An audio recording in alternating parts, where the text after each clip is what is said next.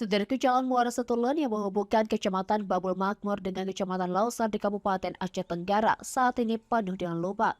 Kondisi jalan yang retak-retak dan berlubang sudah berlangsung cukup lama di lintasan jalan Provinsi Muara Setulen.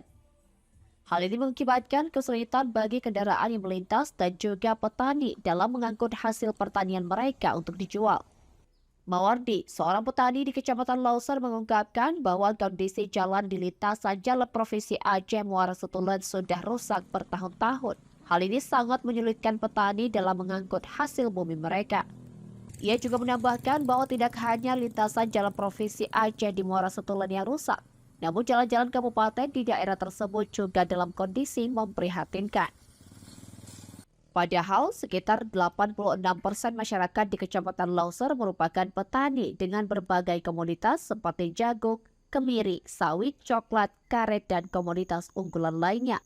Imran Bono, seorang tukang becak mesin di daerah tersebut, mengungkapkan bahwa kerusakan jalan di daerah tersebut sudah terjadi selama puluhan tahun. Hal ini menyebabkan para petani kesulitan membawa hasil bumi dari ladang dan menjualnya ke pasaran. Masyarakat sebagai perwakilan mereka meminta kepada PJ Bupati Aceh Tenggara, Dr. Andes Syakir MSI, agar memprioritaskan pembangunan jalan di pedalaman di Kecamatan Lauser, Kabupaten Aceh Tenggara. Dari Aceh Tenggara, Asnawi Lui, Tribun Gayo.